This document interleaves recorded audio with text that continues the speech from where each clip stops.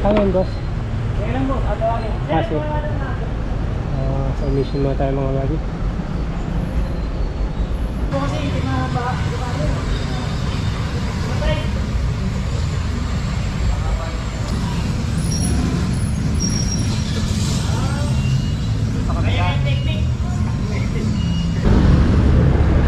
Yung mga buddy, okay na yung papel natin.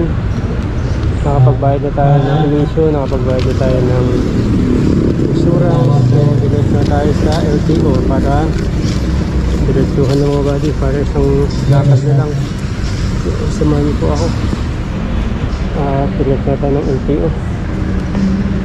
Mabilis lang naman mga buddy pag-process. At maganda pa rin pag kompleto tayo sa papel para hindi tayo pakabakaba, lalo kami ng mga buddy ang dami checkpoint. Mahirap yung ma-checkpoint at na-impound ang ating sasakyan. Malaki yung babayaran natin.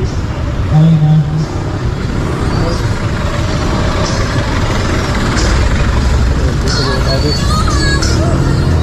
Pero mahirap po hanggang sa malaki po ito, malapit lang dito yung LTO mga buddy. Ano katawin ka?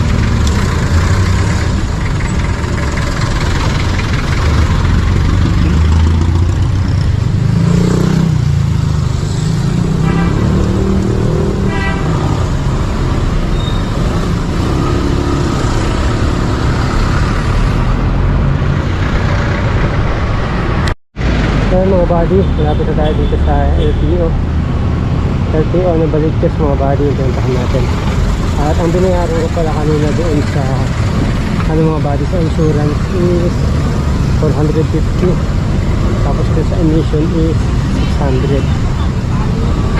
Ayun mga buddy.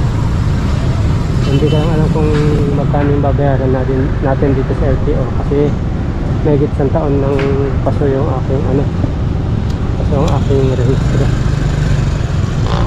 Pag dito mga buddy, marami dito mga tatawag sa inyo o mga bago mag-assist, pero pag kompleto na kayo mga buddy, diretso na kayo sa loob ng LTO. So mabilis na lang yun.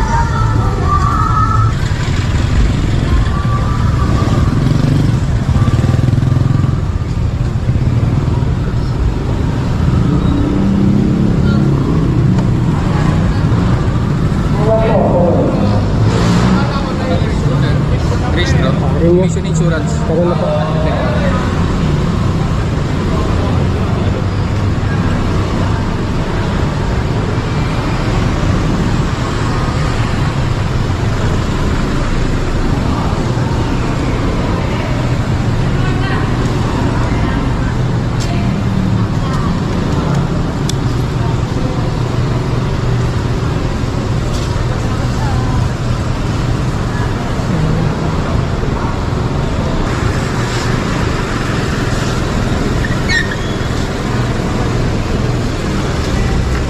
Tayo. Next naman, pakita natin yung papel natin sa diretso na pala, diretso bayad na tayo.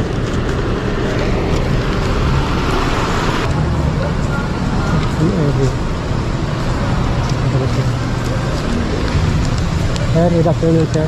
Inspection po. Dito sir. Mga papel rin.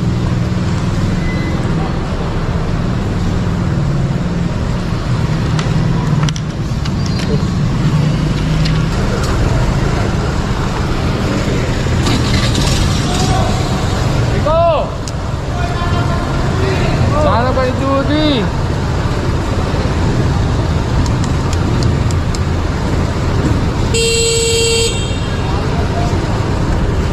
Brake light.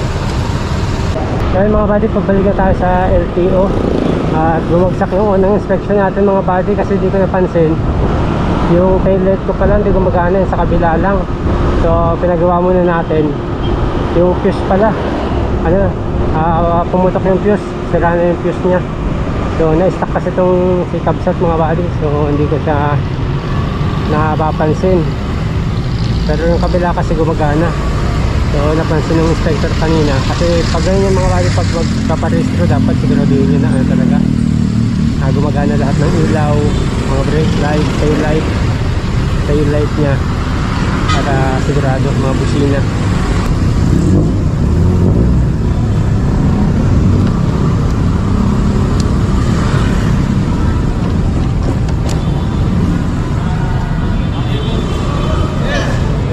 Check na siya. Ring nyo. May insurance na? Okay. Yan na? Meron na rin.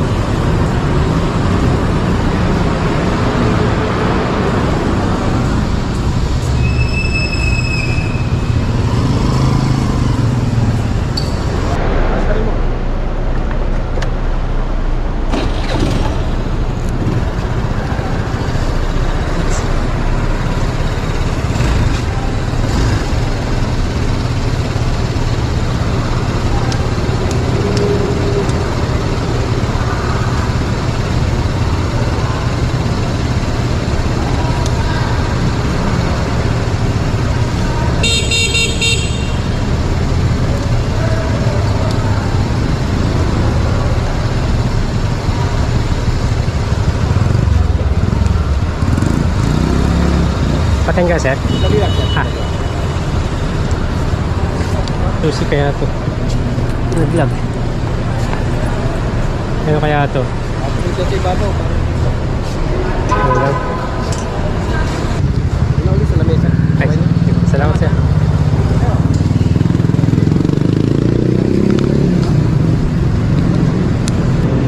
Sir, good afternoon po.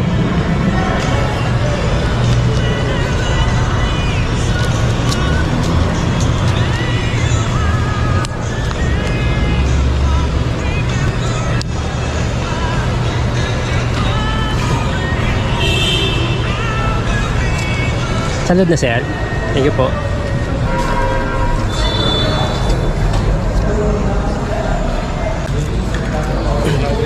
Dito po. Thank you, sir. Alright, so mga buddy. So yan. Nakuha na natin yung bagong rehistro. So, okay na mga buddy. Pagpa-rehistro na tayo. Gawin naman tayo kasi magsusundo pa tayo ng mga estudyante, mga buddy. Kaya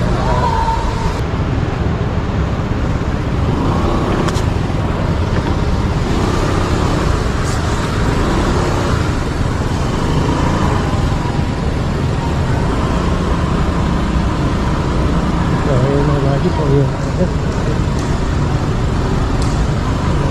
Pagsusundo pa tayo para pagparehistro tayo. Mabilis na naman mga buddy parehistro. Patagalan lang ako doon sa ilaw ko, gawa ng pinayos ko pa at hindi siya pumasa sa anak inspection.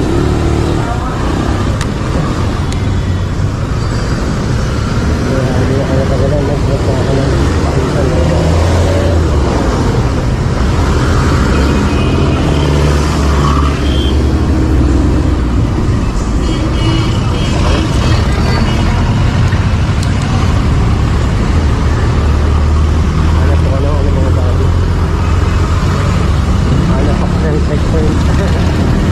checkpoint ako. Tingnan ko kung legit. Joke lang. Yaman. At tayo ng checkpoint.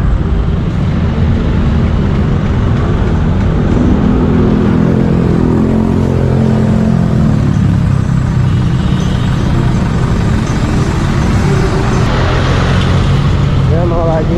Hanggang binayaran natin mga buddy ay doon sa insurance 450.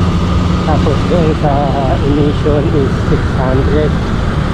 Tapos nagbayad ako ng 130 doon sa pinayos ng ilaw mga buddy. So, kung magpaparehistro kayo, make sure mga buddy na gumagana lahat ilaw yung busina, yung mga preno, yan. Tapos gumagana lahat yung mga buddy para hindi kayo madagdagan ng gastos kasi sayang yung lakad nyo pag may nakita silang sira o hindi gumagana, hindi nila ipapak sa inspection. So, babalik na naman kayo. So, kailangan pag gusto nyo lang magparehistro, sa bahay pa lang, gusto na gumastos tayo dun ng 130. So, and then dun sa mismong bahid sa mismong renewal, 620 mga bahid ang binayaran ko. Ano po yun pasuko po ng isang taon na higit itong ating motor. So hindi nga po natin nasikaso. Pasuso ng isang taon at mga 3 buwan ganun. 1 and 3 months. So bali nasa mga 15 months ang paso. Ang binayaran ko lang po ay nasa 625. Bali ang total ay mamaya na lang mga bali. Nahirap magbentang maneho. Nantayin nyo na lang mga bali. Mamaya bigyan ko kayo ng breakdown. Tsakain mo. Ay pero hindi ako gumastos ng 2,000 kasi 450 plus 600 1,050 plus 150 1,200. Sabihin mo na lang kasi 130 yun eh. 1,200 plus 600 1,850 mga bali. Ay 1,800 sakto. 1,805. Yan 1,805 ang aking nagastos mga bali. 15 months na paso.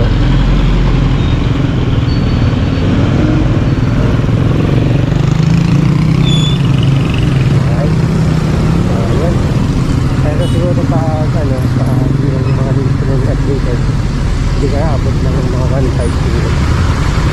Right? Depende kasi isa kasi sa insurance may mura may mahal. Kaya sa akin kasi kumuha ako ng insurance sa Cebuana para pagpunta ko sa LTO nilibigad sila. Tapos may mga emission din na medyo mas mura sa akin kasi dito sa amin 600 yung mga private na motor pero yung mga pampasada 450. So yun. So nasa depende po sa lugar nyo magkano ang mga emission at insurance. So yun. Kung tayo mga body at sundo muna ako.